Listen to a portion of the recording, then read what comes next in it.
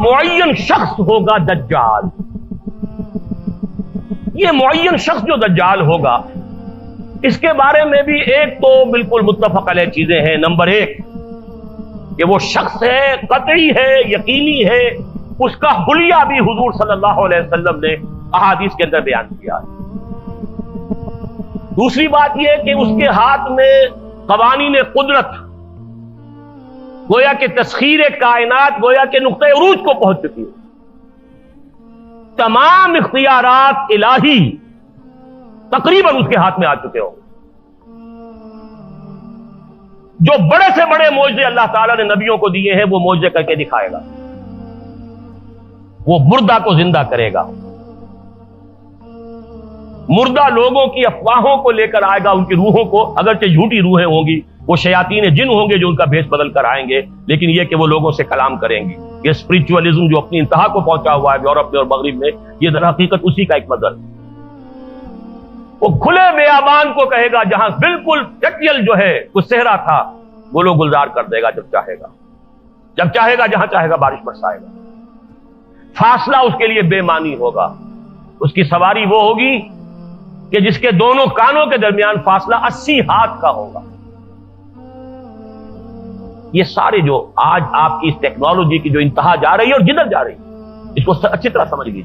آج سے 100 سال پہلے شاید انسان ان چیزوں کا تصور نہ کر سکتا. وہ کوئی سواری ایسی بھی ہو سکتی ہے جس کے دو کانوں کے درمیان کا فاصلہ جو ہے وہ 80 ہاتھ کا ہو. آپ کے یہ سارے جیٹس جو ہیں وہ کیا ہیں؟ ان کے ریڈارز جو لگے ہوئے ہیں، دونوں کان ہیں ان کے. اس کا ایک قدم اگر مدینے میں ہوگا تو دوسرا بیت المقدس میں ہوگا. اس کی آواز پوری دنیا میں سنی جائے گی. سنی جا رہی ہے کہ نہیں؟ یہ ساری قدرت، ساری قوتیں، تسخیر کائنات کلیتاً ایک آدمی کو چیر کر 2 ٹکڑے کرے گا، دونوں ٹکڑوں کو علیحدہ کرے گا، ان کے درمیان چلے گا اور پھر ان دونوں کو جوڑے گا اور کھڑا کر دے گا. احادیث میں ایسا ہی موجود ہے. سرجری جدھر جا رہی ہے وہ جب نہیں کہ وہاں تک آدمی پہنچ جائے. فریز کر کے تو یہ معاملہ اب ہو ہی سکتا ہے، لیکن یہ کہ ابھی اگلا اور قدم کیا ہوگا کچھ نہیں کہہ سکتے. یہ چیزیں تو ہیں متفق علیہ. البتہ کچھ معاملات کے اندر احادیث میں کچھ اختلاف پایا جاتا ہے اور یہ مشکلات الحدیث میں سے. اور میں بھی چونکہ اس مسئلے میں اب تک بھی اسی درجے میں، ابھی قطعیت کے ساتھ میں کوئی بات نہیں کہہ پا رہا ہوں، لیکن اب چونکہ گمان غالب کے درجے میں ایک رائے تک پہنچ چکا ہوں، اس لیے میں نے آج اس بات کو آپ تک پہنچانے کے لیے یہ عنوان اختیار کیا. اس لیے کہ حدیث میں جو آتی ہے تفاصیل، اس سے معلوم ہوتا ہے کہ یہ دجال 2 دجل کرے گا. یا تو وہ 2 دجل کرنے والے 2 دجال علیحدہ ہیں، یا یہ دونوں دجل کرنے والا شخص ایک ہی ہے. بس یہ مسئلہ ہے کہ جو آج تک مجھ سے حل نہیں ہوا تھا، اب تک کہنا چاہیے آج تک نہیں. اور یہ اس میں علماء سے بھی گفتگو ہوئی ہے، اور جن لوگوں نے اس مفہوم موضوعات پر اپنا وقت لگایا ہے ان سے بھی گفتگویں ہوئی ہیں، تو وہ بھی اس مسئلے کو حل کرنے سے تاحال قاصر رہے. لیکن یہ کہ اب میری رائے یہ ہے کہ یہ 2 شخص ہیں علیحدہ علیحدہ، واللہ عالم. لیکن ایک رائے تک میں پہنچ چکا ہوں، اس لیے وہ رائے آپ کے سامنے رکھ رہا ہوں، اور آپ کے ذریعے سے وہ آگے بھی پھیلے گی تو اہل علم کے ساتھ جو ہے اس معاملے کے اندر تبادلہ خیالات کی بھی نوبت آئے گی انشاءاللہ. لیکن یہ کہ اس میں یہ بات قطعی اور یقینی ہے کہ اس طرح کا ایک شخص پیدا ہوگا. البتہ یہ کہ آیا وہ 2 ہوں گے 2 مختلف اوقات میں، یا ایک ہی ہوگا ایک ہی وقت میں، صرف اس میں اختلاف. میرے نزدیک وہ 2 ہوں گے. ایک وہ شخص جو جھوٹا مسیح ہونے کا دعویٰ کرے گا، المسیح الدجال. جیسے حضور نے فرمایا میری امت میں 30 دجال اٹھیں گے جو نبی کا دعویٰ کریں گے، جن میں سے 5-6 تو حضور کے اپنے زمانے میں اور آپ سے متصل اٹھ پڑے ہوئے تھے. بعد میں محمد علی باب ہو، بہاء اللہ ہو، قادیانی اور نہ معلوم کہاں کون اٹھے ہوں گے، واللہ عالم. بہرحال ہماری قریب کی تاریخ میں غلام احمد قادیانی اس کی نمایاں ترین مثال. اسی طریقے سے ایک شخص مسیح ہونے کا دعویٰ کر کے کھڑا ہوگا، یہودی ہوگا. یہ ہے اصل میں وہ شے. اور اس میں جو ان دونوں شخصیتوں کے مابین اگر کوئی ذرا سا اگر ابہام رہا ہے تو میں ایک حدیث بھی نوٹ کر کے لایا تھا، حضرت عبادہ ابن صامت رضی اللہ تعالی عنہ سے ہے، عن رسول اللہ ہے، انی حدثتکم عن الدجال حتی خشیت اللہ تعقلوا میں نے تمہیں دجال کے بارے میں بہت سی باتیں بتائی ہیں تو مجھے یہ گمان ہوا کہ شاید تم اسے سمجھ نہ پاؤ. یہ اندیشہ خود حضور صلی اللہ علیہ وسلم کو ہوا ہے اور یہ سنن ابی داؤد کی روایت ہے. بہرحال میں جو کچھ عرض کر رہا ہوں کہ میں اس رائے تک پہنچا ہوں کہ یہ دو علیحدہ شخصیتیں ہیں. ایک تو یہ ہے کہ ایک مسیح الدجال کھڑا ہوگا یہ ایک دعویٰ کر کے کہ میں مسیح ہوں. چونکہ اس کا زمانہ بالکل قریب آ چکا اس لیے میں آپ کو اس کے بارے میں خبردار کر رہا ہوں. تاریخ میں آج سے 100 سال پہلے تصور تک نہیں کیا جا سکتا تھا کہ یہودیوں کی کوئی ریاست پائیں گے. 2000 برس کے بعد ان کی باسی کڑی میں ابال آیا. 1897 میں ایلڈرز آف دی زائن جمع ہوئے. انہوں نے ایک سازش تیار کی, ایک نقشہ بنایا. پورے 20 برس بعد 1917 میں برٹن کے ذریعے سے اعلان کروا لیا, اعلان بالفور, کہ فلسطین میں یہودیوں کو آباد ہونے کا حق حاصل ہے, وہ وہاں جائیداد خرید سکتے ہیں. اور تقریباً 20-21 برس بعد 1948 میں اسرائیل قائم کروا دیا. 1967 میں اس اسرائیل نے عربوں کو شکست فاش دے کر اپنی حدود وسیع کی. اس وقت سے لے کر اب تک یا اب سے 3 سال پہلے تک کوئی مسلمان ملک, سب سے پہلے صرف غداری کی تھی مصر نے کہ صلح کر لی تھی اور تمام عربوں نے اور مسلمانوں نے بائیکاٹ کیا اس کا. لیکن یہ کہ اب سارا عالم عرب اسرائیل کے سامنے جھک چکا ہے.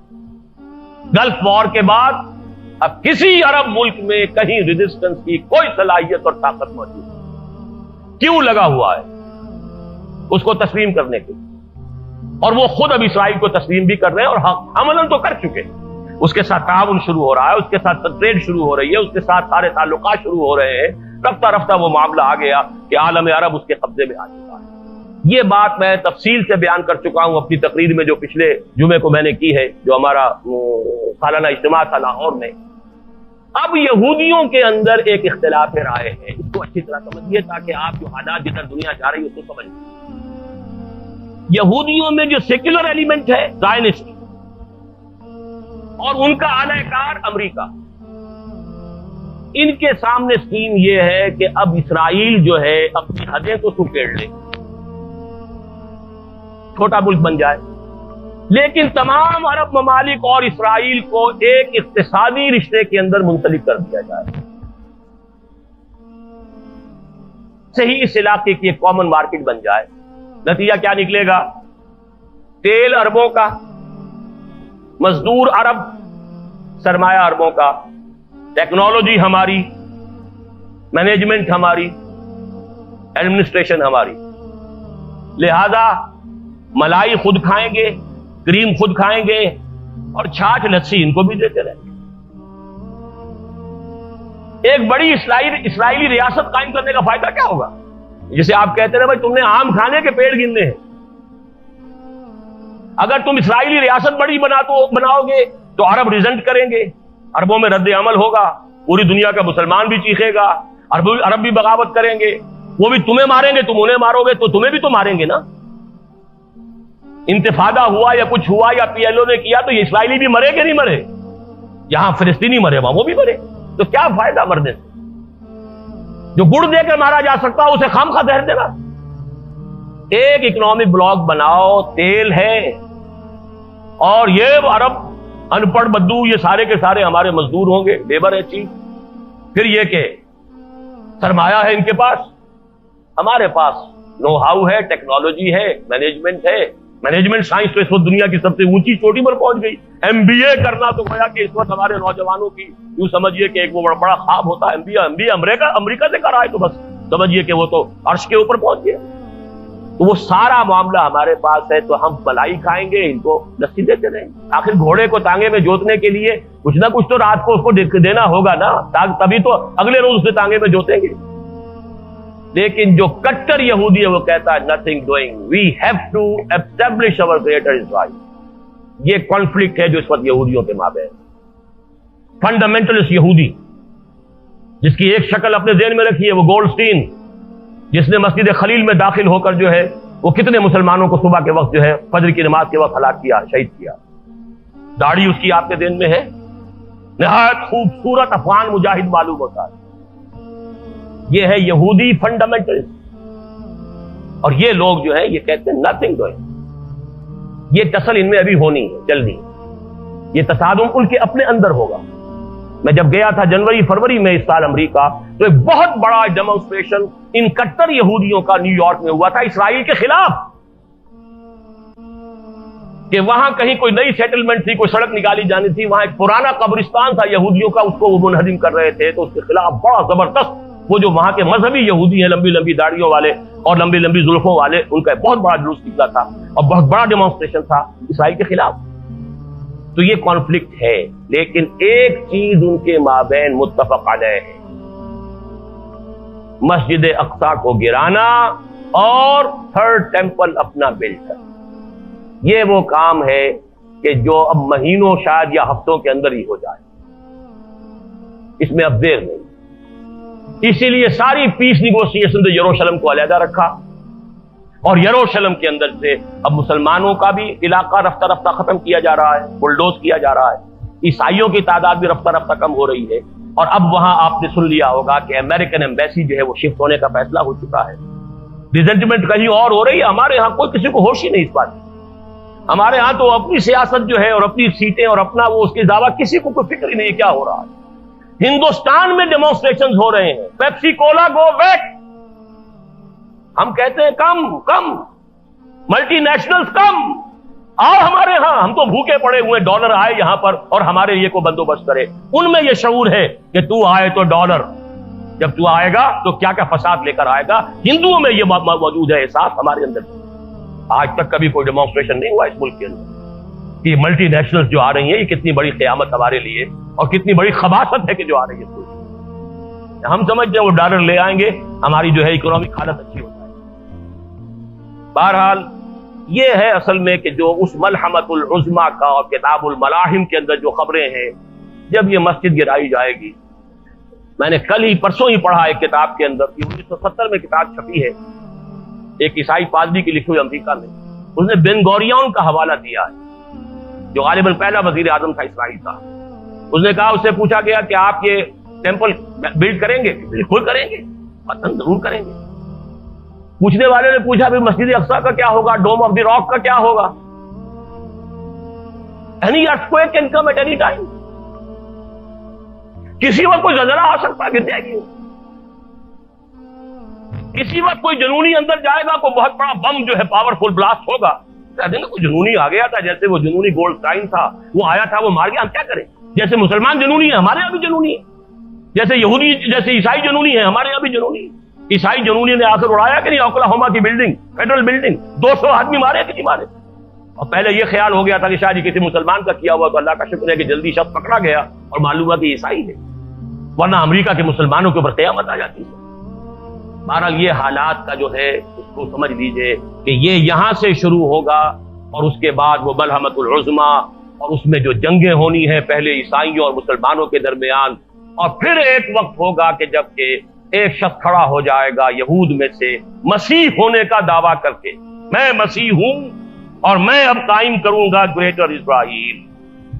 وہ مسیح الدجال ہوگا، اور اس کو قتل کرنے کے لیے اصل مسیح عیسیٰ ابن مریم نازل ہوں گے علیہ الصلوۃ والسلام. اور پھر انہی کے ساتھ مشرق سے کچھ فوجیں آئیں گی جو ان کے ساتھ مل کر جہاد کریں گی. ادھر سے عالم عرب سے حضرت مہدی اور ان کی فوجیں آئیں گی، اور پھر یہودیوں کے ساتھ آخری جنگ ہوگی، اور حضرت مسیح کے ہاتھوں ایک ایک یہودی اس دنیا میں ختم. یہ خبریں ہیں کہ جو دی گئی ہیں. اس کے بعد پھر ہوگا دنیا میں اسلام کا بول بالا ہو گیا، خلافت عظمیٰ قائم ہوگی، خلافت علی منہاج النبوہ قائم ہوگی. یہ یہودی ایک جو مسیح کا لبادہ اوڑھ کر، مسیح سمجھ اپنے آپ کو، اس لیے کہ یہ مسیح کی پیشن گوئیاں ان کے ہاں چلی آ رہی تھی، اس کے مصداق حضرت مسیح آئے علیہ الصلوۃ والسلام. یہودیوں نے تسلیم نہیں کیا، تو ان کی پیشین گوئیوں والی جگہ تو خالی ہے نا. ابھی جو پیشین گوئیاں تھیں ان کے ہاں سابق نبیوں نے، یشعیاء نبی نے، حزقیل نبی نے جو بہت سی پیشین گوئیاں کی تھی کہ ایک مسیح پیدا ہوں گے جو تمہارے نجات دہندہ ہوں گے، وہ مسیح آ گئے حضرت عیسیٰ ابن مریم علیہ الصلوۃ والسلام. انہیں مانا نہیں، انہیں تو مرتد قرار دے کر اور اپنے بش پڑتے سولی پر چڑھا دیا. یہ دوسری بات ہے کہ وہ اللہ تعالیٰ نے اسے زندہ آسمان پر اٹھا لیا. ابھی وہ جگہ خالی ہے، the position is vacant, situation vacant. لہذا شخص کھڑا ہوگا کہ میں مسیح ہوں، جھوٹا ہوگا، مسیح الدجال ہوگا. لیکن یہ کہ اس کے ہاتھوں مسلمانوں پر قیامت صغریٰ آئے گی، عربوں پر قیامت آئے گی، ملحمۃ العظمیٰ ہوگا، اور بہت بڑے پیمانے پر مسلمانوں پر سزا آئے گی، اللہ کی عذاب آئے گا۔ کیوں آئے گا؟ اس لیے آئے گا عربوں کی مادری زبان میں اللہ کی کتاب موجود، پھر انہوں نے اس کی طرف پیچھ کی اور کافرانہ نظام اختیار کیا، سیکولر نظام اختیار کیے، سوشلسٹ نظام اختیار کیے۔ ہمارا معاملہ تو پھر بھی کوئی عذر ہے جو اللہ کے ہاں پیش کر سکے، اللہ ہماری زبان عربی نہیں تھی، ان کے اوپر تو اللہ کی آخری حجت قائم ہے، یہ کتاب ان کی مادری زبان ہے، اس کتاب پر ایمان کا وہ دعویٰ کرتے ہیں۔ پھر امام قرآن نہیں بنایا، امام کسی نے ماسکو کو بنایا، کسی نے واشنگٹن کو بنایا، تو ان سے بڑا مجرم روئے ارضی پر اس وقت کوئی نہیں۔